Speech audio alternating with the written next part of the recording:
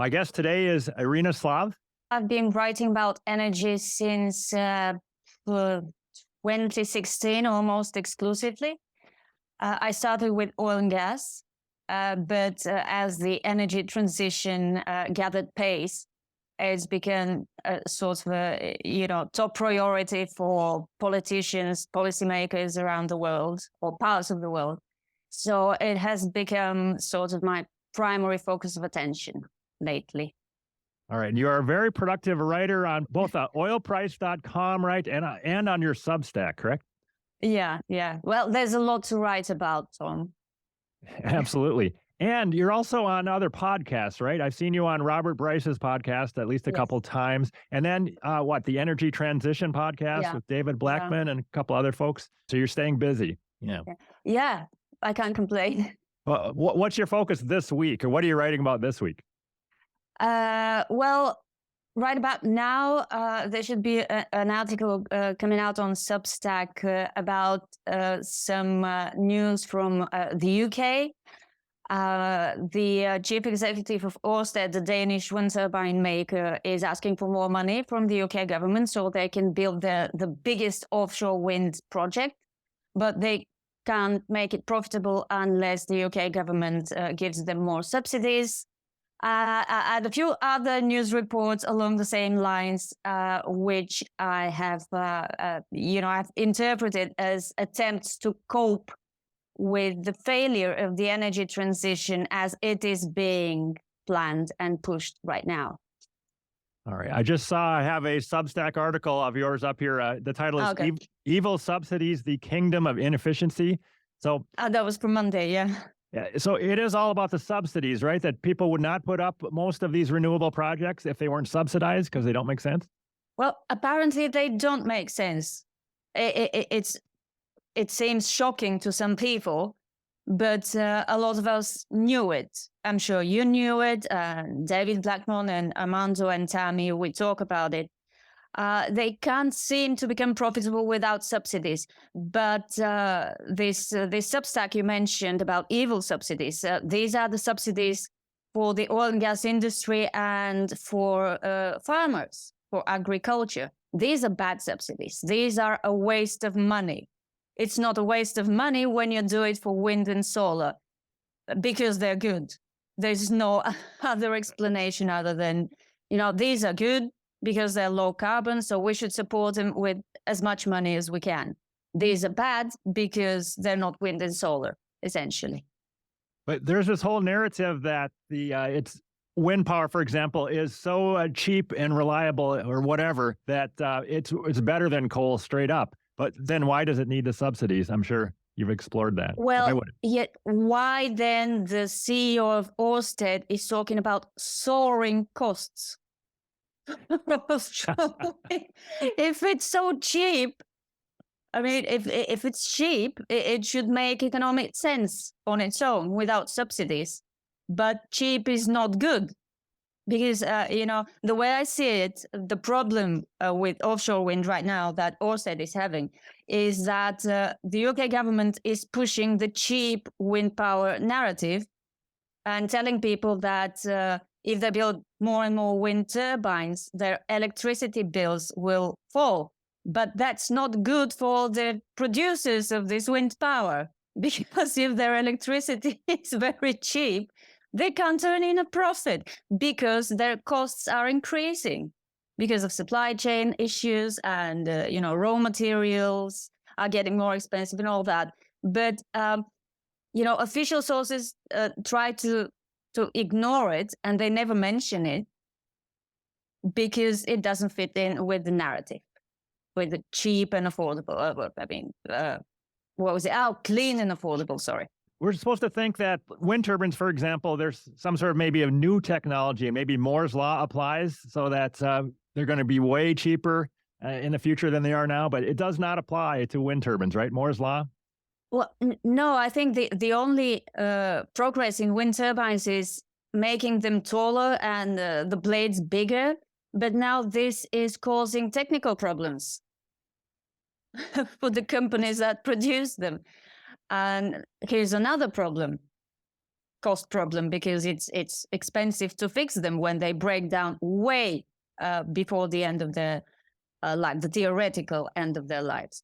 It's like they're running themselves into the ground, all because of this narrative.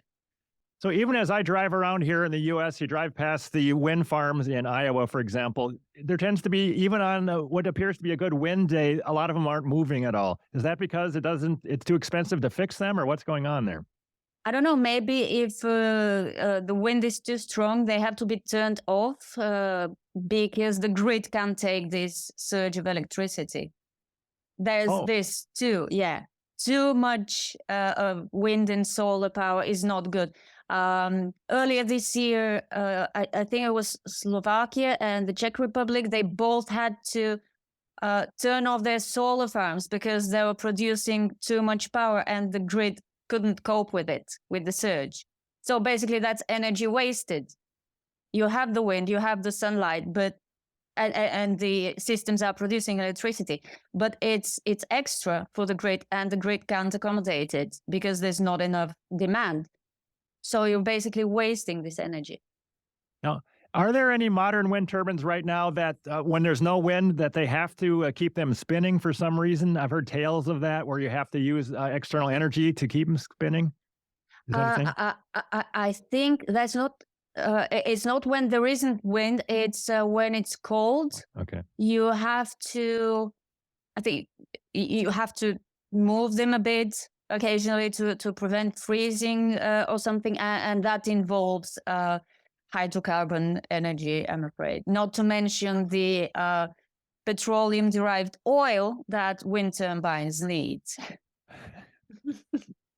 So there's this famous picture that I'm sure you've seen of a helicopter being used to de-ice a wind turbine. Do you know any details about that? Was that a one-time thing, or? No. They do have to defreeze them in northern parts of Europe, possibly in the US and Canada too. So again, you're stuck with hydrocarbons because you don't have battery-powered helicopters. But yeah, you have to defreeze them when they freeze. And you have to oil them. And I think the substance they use to defreeze the blades is also petroleum derived. I'm not sure. I don't want to speculate, but I think it is. Have you heard much about this issue that there can be chunks of ice that get thrown in high speed off a wind turbine? Have you heard anything about that? No. I'll have to research really? that one. There's that too? I've definitely heard of that, yeah. I was going to ask you, referring to Moore's Law, how about for solar panels? What actually is happening to the price of solar panels now versus 10 years ago? Are they getting way better, or are we getting to the end of the efficiency improvements pretty much? I don't know if we're getting to the end, but I think the gains in efficiency are, they're slow to come, and they're smaller than before.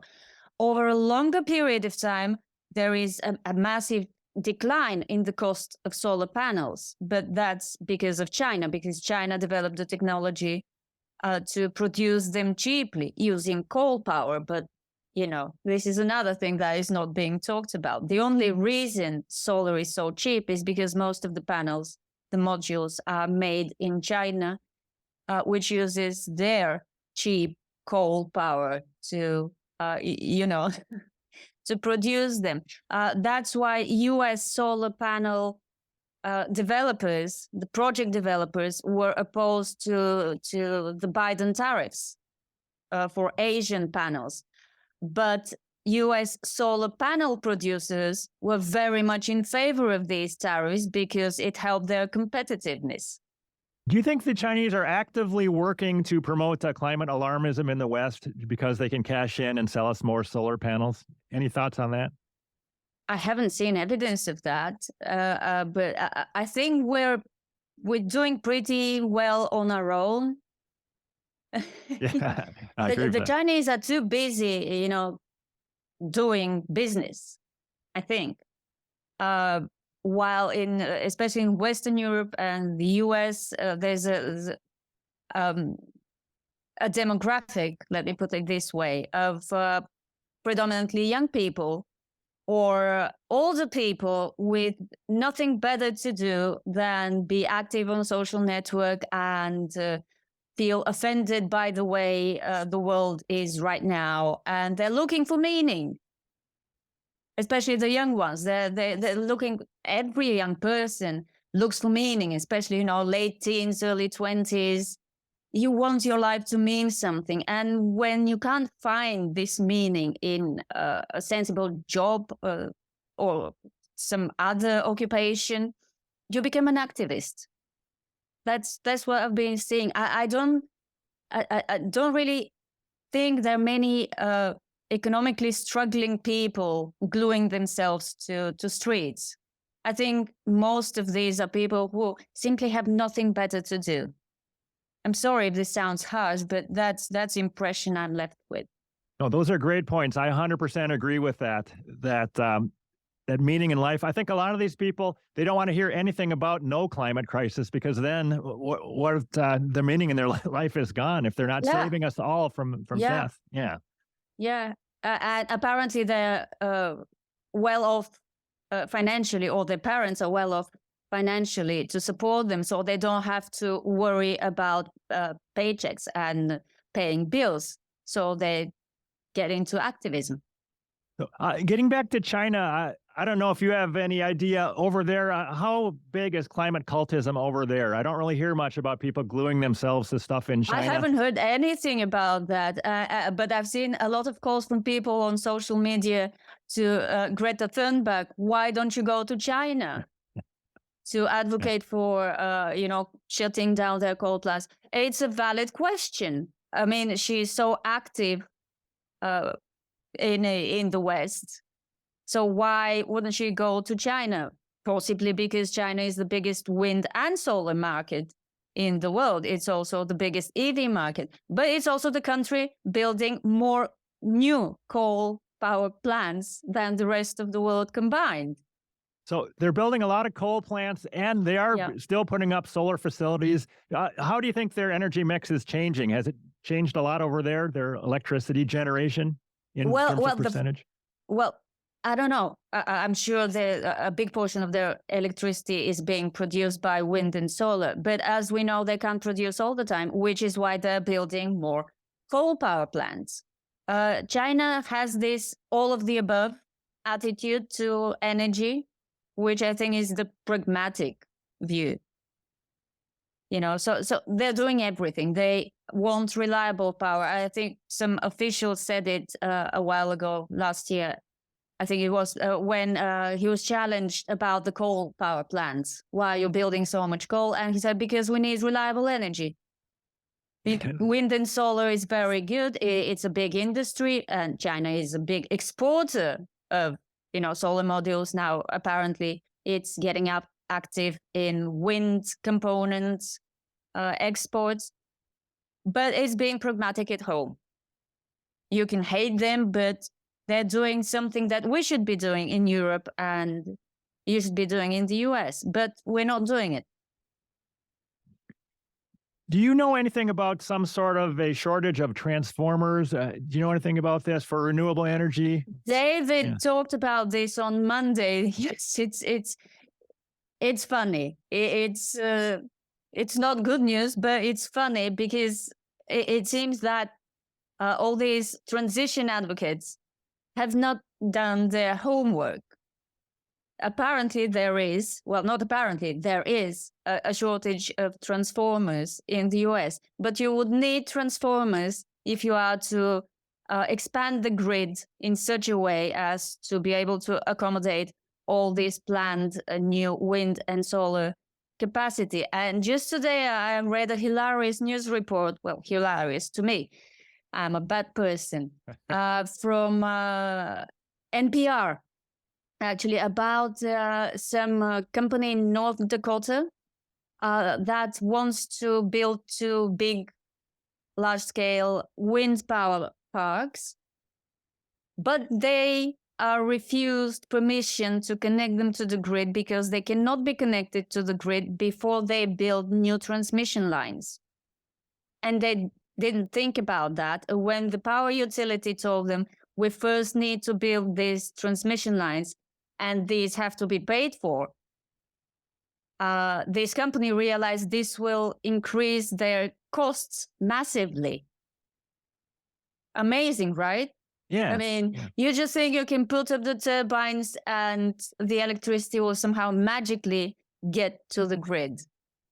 I don't understand this. I was really perplexed by this news report, because I thought that when you plan a project, especially an electricity generation project, you need to think about things like that. How will the electricity get from the place of generation to the place of consumption? And they didn't do that. Are you worried about more massive blackouts in the world? I am, because of stories like that. It seems like more blackouts may be coming. Yeah, I think the power utilities are doing a good job stopping such projects until they can be safely and actually connected to the grid in such a way as to make sense with their production. So I don't know. I think the blackouts might come when the power utilities, the grid operators, lose their minds as much as climate change advocates have obviously lost their minds, and just shut down the coal power plants and the gas power plants, and leave it to wind and solar to feed the grid whenever they produce. But I think we're safe for now. I think it's for now, because I'm over here in Minnesota, and I think they just passed a mandate, 100% clean energy, where I think politicians here think they're going to run Minnesota electricity on wind and solar. And if they just tell the power companies to do it, it's going to happen. I don't know what is going to happen, but they're not going to run it on wind and solar. This would be insane. It is. It is. Mm-hmm. I mean, you could expect the politicians to not be perfectly informed about wind and solar and their problems, but that's why you have the utility companies, the grid operators, to tell them what is actually the real situation, what's possible and what's not possible. Do you think they could ignore what's possible and go for the impossible? I hope not. Yeah, I hope that the power companies just keep the grid up regardless of what the government tells them. We'll see. Yeah, fingers crossed then. That's where we get to. Another related thing I just looked at from oilprice.com. Hackers have renewable energy projects in their crosshairs. It's hard to hack a coal plant, but what's going on there? Sorry, it's more bad news. But yeah, I actually researched the topic a couple of years ago. And I contacted people from the industry, from the cybersecurity industry, and they told me that yes, you can actually hack a solar farm or a wind park, because they have devices, inverters, and managers that use software, and these can be hacked, just like electric cars can be hacked, because they have so much software in them, and they can be they can be operated remotely by the manufacturer, like Tesla's, for example. Anything can be hacked if it's got software to be hacked. I'm not at home with software, so my understanding is very basic, but this looks like a very simple situation. It's very simple to explain. Basically, what the cyber experts, cybersecurity professionals are saying is that the more points of entry you have into a software system, the more points of vulnerability you have. And now imagine a solar farm of, well, let's say 1 megawatt. It's not a big solar farm, but it would still need several inverters to convert the direct current into alternating current. And each and every one of these inverters can be hacked. Apparently, it can be hacked quite easily. It's very difficult to monitor and control and ensure the safety of all this equipment, which is distributed, I'm sure you've heard how distributed energy is the future because it's so great, because it's distributed. Well, it's not so great because it can be hacked. Interesting. So maybe that's another green job, though, huh? To prevent hacking? Oh, yeah. What a good point. Yeah.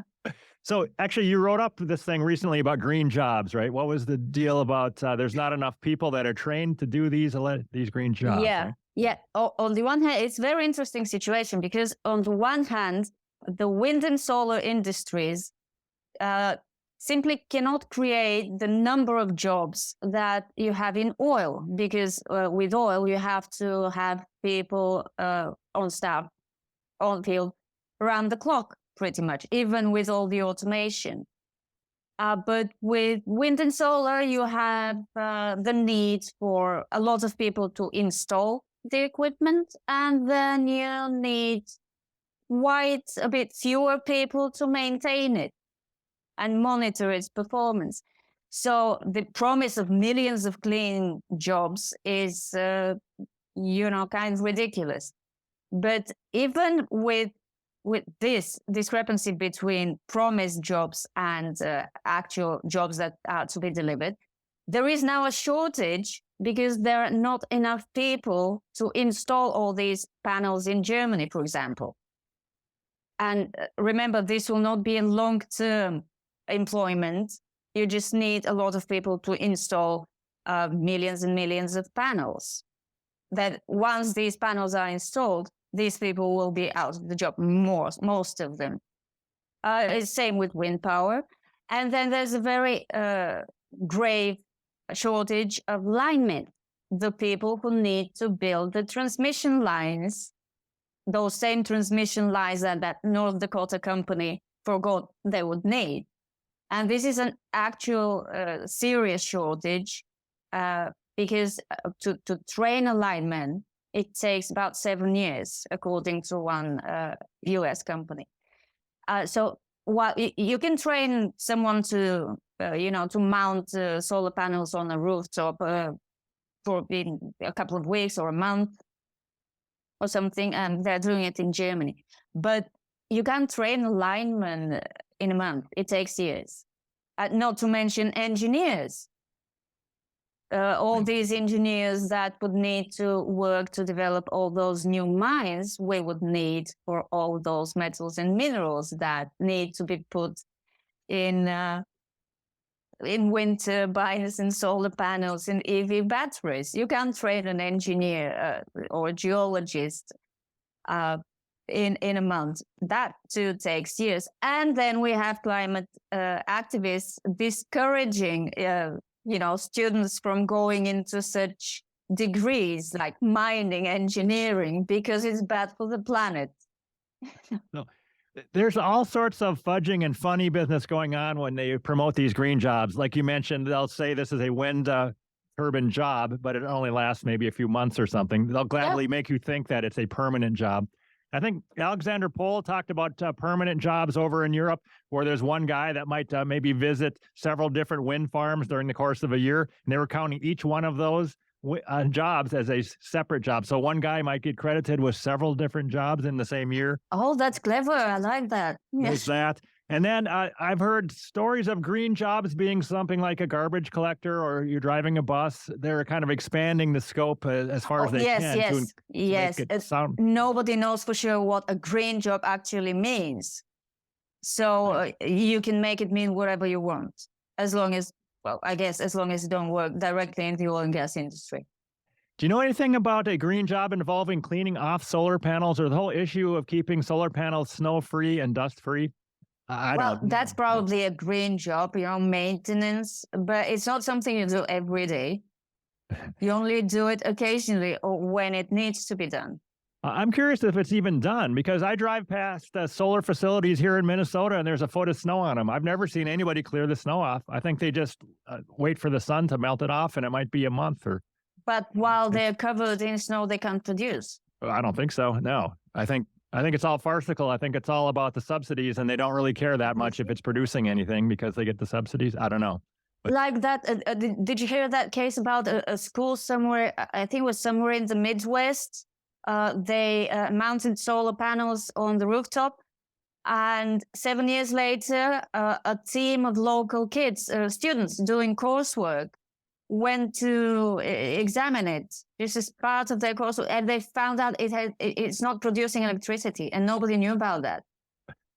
I did not hear about that, but yeah, it doesn't surprise me that nobody would know. Yeah, interesting. I also wanted to mention that it's pretty dangerous maintaining solar panels on tons of people's roofs, right? Aren't there statistics that indicate that that's more dangerous per megawatt hour produced, way more dangerous than nuclear power, for example? You mean the danger of people falling off the roof? Yeah, I absolutely. haven't seen statistics, but it's not risk-free, this job, definitely. Yeah, and then fires too. I've heard about there's special problems with fires or fighting fires if you have solar panels on your roof. I got to look that one up. I think Walmart raised that as an issue. Oh, there was something about that. There were several fires. Yeah, there was that. Oh, well, they're probably not as bad as EV battery fires, but there's still a problem, I'm sure. Yeah, have you heard much about that, about EV fires, about in some apartment complexes, they won't let you park your EV underneath? I have read reports about the danger of fires. I think it was the GM Bolt or Volt, one of these two. I think it was last year that the company was advising owners to not charge their batteries to 100% and to leave their cars outside on the street instead of the garage. So, in case they caught fire, which is really strange. Right. If you're a EV owner, it's really strange recommendation. And I also have heard that the proper way to fight a Tesla car, if it's engulfed in flames, is you're supposed to dip it in a vat of water. Right? Have you heard that? I have. Is it? I don't know, but it seems that firefighters are really edgy about EV battery fires because they cannot be put out as easily as a regular fire. There was some battery storage facility that caught fire before it was even finished. I can't remember where it was. I think it was somewhere in the US, but I'm not sure. And it took firefighters several days to put it out because electrical fires are harder to put out than regular fires. I don't know why, but it's complicated. It might be related to the lithium battery fire danger on airliners as well. I've heard that there's been a possible cause maybe for fires on airliners, that people have lithium batteries and somehow they spontaneously combust. I don't know. Yeah, and there was one shipping company, I think Norwegian, that refused to transport electric vehicles because of the fire hazard they are. And because of the risks if a fire breaks out while you're at sea. Okay. I'm going to read you your pinned tweet. I love this quote from your pinned tweet.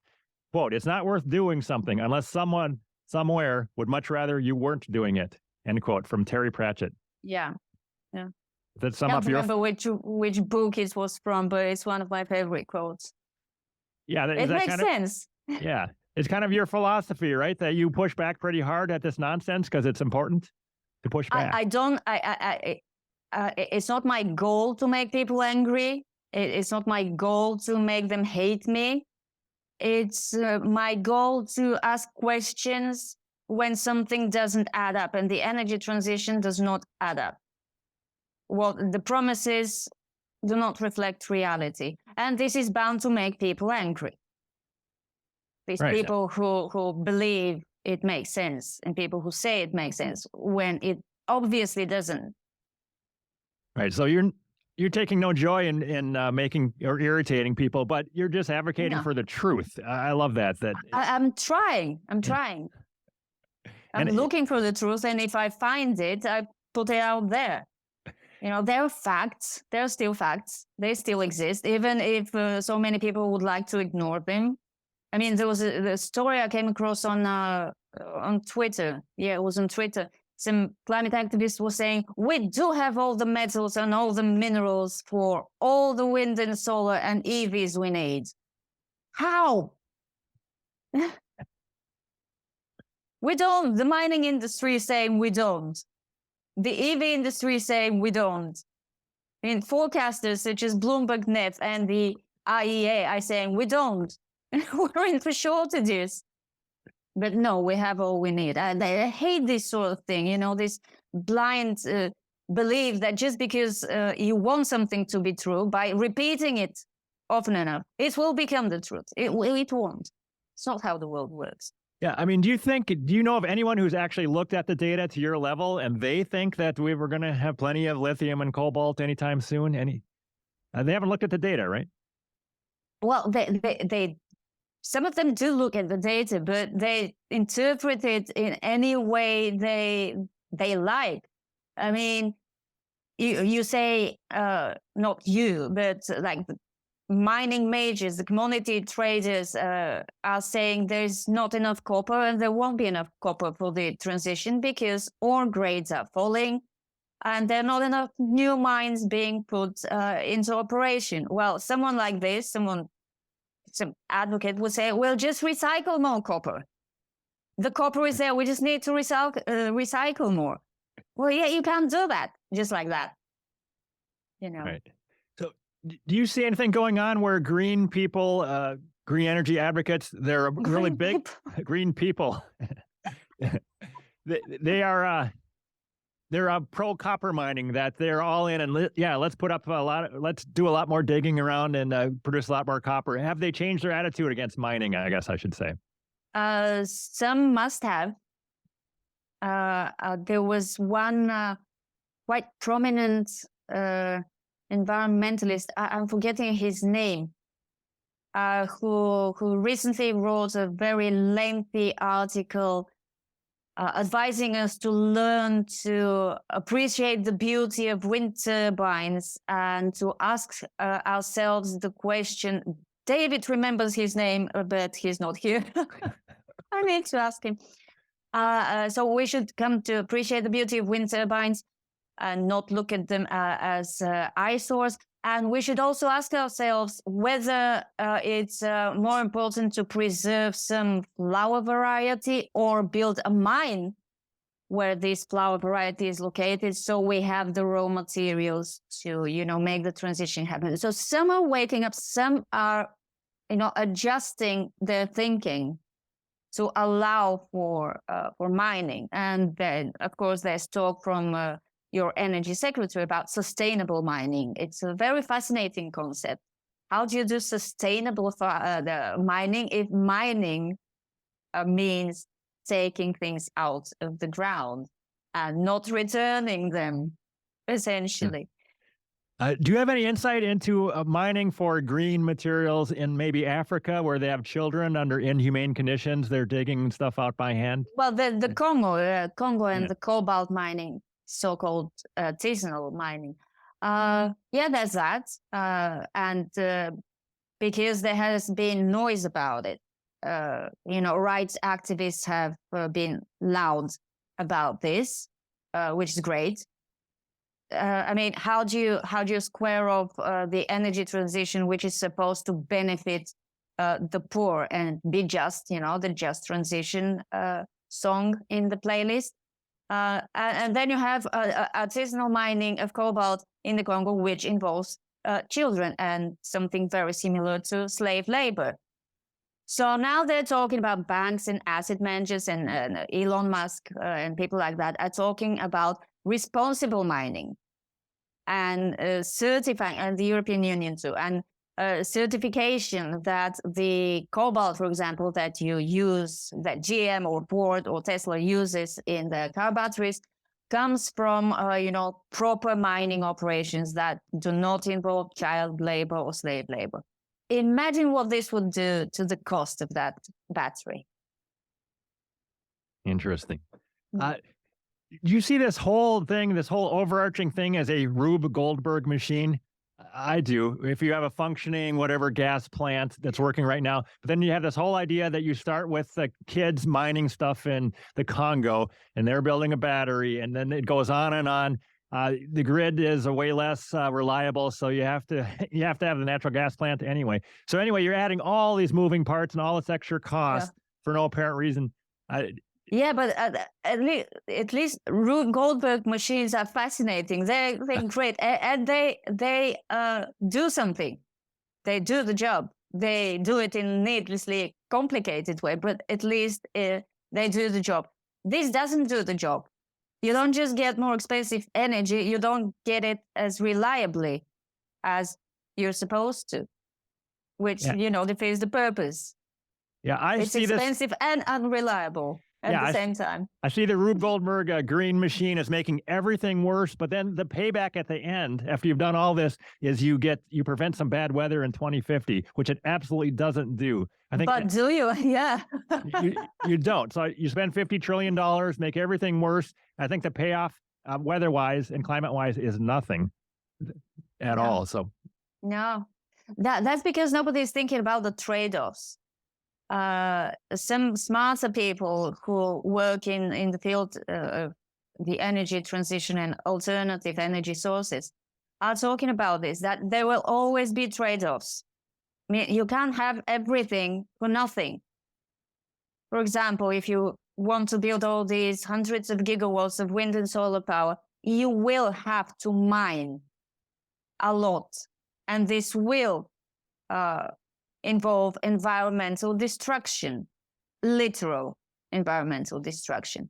You could push sustainable aviation fuels made from animal fat, but this will create a shortage of animal fat and cause more palm oil production, which will destroy jungles and animal habitats.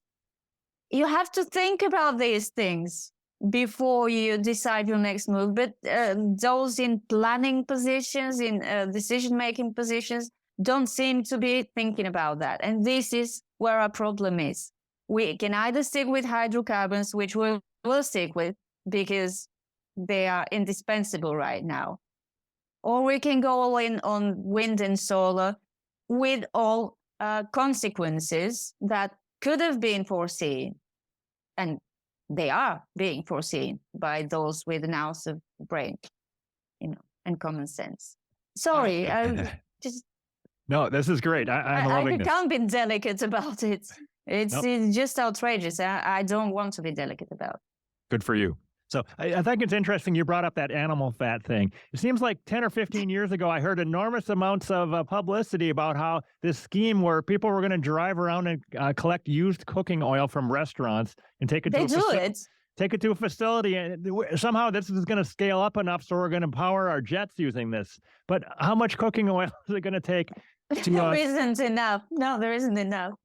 And it's expensive too. These SAFs are expensive, not just because there's a limited pool of raw material, but because I think of the technology that turns the fats into usable fuels. They are great for emissions, and they're great in terms of power, but they're not great in terms of price. So it's. To me, it's just another hype that's not going to come to anything, really. Just looking at it from the outside, to me, it wouldn't make sense to drive around in a hydrocarbon-fueled vehicle and pay someone to do that, and then pick up a gallon or two from Bob's restaurant and do that route every day. It just doesn't seem like at the end of the day you're going to come up with that much additional energy. No. Yeah. I'm all for recycling these waste oils. Mm-hmm. That's a great idea instead of throwing them out somehow.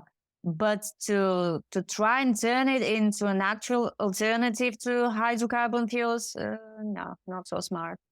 I think there was a big hype over Richard Branson's, maybe at Virgin Airlines, that he powered some flight with a little bit of biodiesel mixed in with the real fuel. He got a lot of publicity for that, but then nothing since then. It was just a little bit, I'm sure. A little bit of publicity, I think. How about this whole idea of we need to have a circular economy and we need to make sure that when we use something, it gets recycled and not thrown in a landfill? But that idea, contrast that with what's actually happening with wind turbines. I think they're just putting them in a big landfill and bulldozing dirt over the top. That's what I've heard. Same with the solar panels. There's a problem with trying to dispose of them when they don't work anymore because they might leach some dangerous stuff out of them. They contain toxic metals and minerals. Yes. Yeah.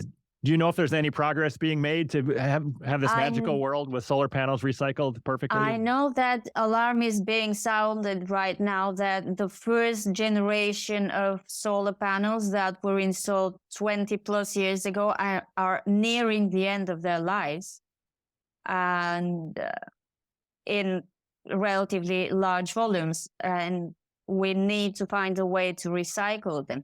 And then there's the other problem that, as the panels get more efficient, companies selling them try to convince buyers that you need to replace your panels now rather than in 10 years just to, have these more efficient ones. And that creates more waste. And I don't know how recycling is going there. I don't think it's anywhere near mass adoption. I actually think some commentator, energy commentator or other, was saying that let the panels come, the waste panels come, we'll figure out the recycling. Yeah, sure. Because it really doesn't make economic sense to first develop the technology and then wait for the materials to come. But the other way also doesn't make sense, because you end up with a lot of ways that you have to do something with until you develop the technology to recycle them in such a way as to make a profit, because recycling is also a business. And also I recently saw that recycling plastics is now a bad thing, because the recycling process produces microplastics. And when I saw this, I was like, we just can't win. We better give up. We can't win. In my mind, it seems like in 10 or 20 years, we're going to have a lot of ghost wind farms where they're just rusting in place because they don't make any sense anymore, and it's too expensive to take them back down. Same with solar facilities here in Minnesota that don't make any sense, putting them this far north where the sun angle is so low and there's what were they thinking? Really? It's all about the subsidies, I think. But what do you think is going to happen? Do you think we're going to have a lot of those facilities that are just sitting there, or we're going to just have to pay to take them down again? I'm afraid you may well be right.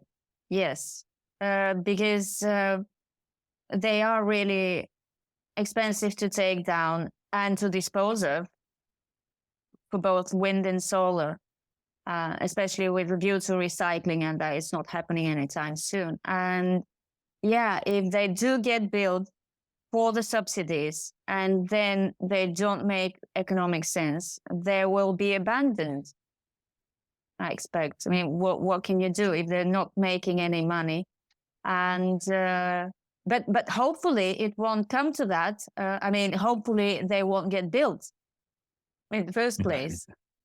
Although I'm not sure if we'll be lucky enough for that. But yeah, instead of this apocalyptic vision that Stephen King has in his Gunslinger series. Never mind. The abandoned oil rigs because the world is dead and nobody needs oil. We might have abandoned wind turbines and solar farms because they're not producing the energy that people need, and we'll be back to oil and gas. I think you're right. Yeah. So speaking of oil and gas, what's happening there in terms of supply? Is that right now the rig count in the U.S. is down because of prices are down? What's going on? Yeah, it's the usual cycle. I mean, it always happens when oil prices fall. The rig count falls as well. But then, yeah, it's a really interesting situation because OPEC is cutting supply. But apparently the surprise was that Russia didn't reduce its oil exports. And although it has reduced its oil production, it's not by the whole 500,000 barrels daily, but just 1,000 barrels daily. And it seems that all traders are fine with that. And they're very worried about China and about recession in the Eurozone and inflation in the US. So that's keeping prices low. But it's interesting to me because demand is stable. I mean, it may not be growing as fantastically as they expected. But China's oil imports hit a record. China's oil demand hit a record, despite these signs of stuttering in their post-pandemic recovery, which have been writing about day in, day out. quoting other reports from Reuters and Bloomberg and all the rest of them. China's recovery is not going as smoothly as or as strongly as expected. So that's why oil prices are down. Yes, but its oil demand is rising and nobody cares about that. I can understand that because, with the recession in Europe, huge surprise, by the way, nobody could have expected that. Oil demand in Europe would be down. Inflation in the US, I understand, is still quite high, although not that high to discourage people from driving. I mean, petrol prices are down from last year. So that's good. Again, nobody cares. But with OPEC production down and with US production, if not down, then growing more slowly, eventually the market will probably swing into a deficit and prices will go up. Just how higher up we'll have yet to see. But it's the mentality of the average world trader is a mystery to me. It's a fascinating mystery. So the hype of this green energy transition is not matching the reality, is it, in terms of hydrocarbons are going to go away, hydrocarbon demand is going to go away? It's not, right? But now that you mention it, probably some oil traders, bigger ones, not individual day traders, probably they are staying out of oil because of this reason, because of all these reports and forecasts that are being, vomited on a daily basis from think tanks, from international organizations, from the World Bank. All of these reports are saying that the transition is coming, that we're going to get rid of oil and gas. The latest was the Canada Energy Regulator, which said that it did some modeling and it concluded that oil and gas production in Canada would start declining in 3 years because of the transition, and that by 2050, global oil demand or production, I forgot which, production, will be down by 76% or something because of the energy transition. Even in the best case scenario, it will be Canada's production will be down by 22% if only Canada lives up to its net zero commitments and stuff like that. Who needs this, Tom? Really? You do computer modeling and you come up with this. If this happens, and this thing happens, and if this and the third and the 10th thing happens, then oil production will be down substantially. But there are people, investors in oil and gas, who read this and think, oh, I better get out of oil and gas, I think Jim Cramer not long ago, a few years ago maybe, said that oil is dead, something like that, right at the very bottom of Exxon stock. Right then, you said it's over. But right. I think he was wrong. I think he's notorious for being wrong on a regular basis. And I've seen people, I don't follow him. I don't follow any news on TV. I think people on Twitter basically use him as an example. If Jim Cramer says something, you should do the opposite. I think so. What do you think of this idea that maybe the big hydrocarbon producers like Exxon, they actually enjoy climate alarmism because, and even more regulation, because that might drive competitors out of business and somehow they end up making more money if there's more climate alarmism? Is that possible or not? Well, yeah, there's a consolidation going in the oil industry, definitely. And that it sounds like the same thing that Bloomberg recently wrote about, how the exit of big oil from wind and solar. Well, not an exit, but the pullouts. Shell and BP said they'll be focusing more on oil and gas and investing less in wind and solar. And the author of this story argued that this is good for everyone else in wind and solar because it's difficult for wind and solar companies to compete with big oil because big oil has money from oil and gas to invest in wind and solar. And because this money is so much more than what the wind and solar companies can make on their own. Great argument. It's an uneven playing field. It's just so ridiculous, really. It's totally ridiculous. So yeah, in a way, I think the big guys in oil and gas, like Exxon, like Chevron, like BP and Shell, newly awakened to the reality of how energy works. This alarmism is good for them because this alarmism is driving potentially a lot of money into wind, solar, and hydrogen and EVs. But this will come to an end when they meet the wall of reality, and then money will flow back, and oil will be more expensive, and gas will be more expensive. So they will make more billions in windfall profits. I have zero idea about this one. Are there little mom and pop oil producers that are competing against Exxon, or is that just a tiny little fraction of the oil that's being produced by small oil producers? I don't know what the portion of independent oil and gas producers is, but I'd say they're shrinking because because that's how the industry works. There's always consolidation at some parts of the cycle when oil prices are down. Usually, the larger fish eat the smaller fish. It's just how it is. I think it's valid for more industries, not just oil and gas.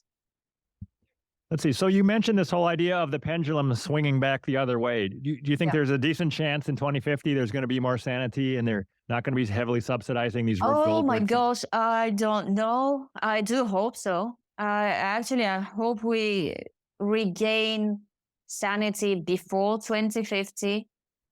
But yeah, by that year, I think the delusion that is the current energy transition will be dead.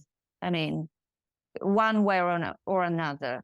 It will probably be a bad way. A lot of people will suffer, but we'll have to go through it and come out smarter out the other side. So hopefully.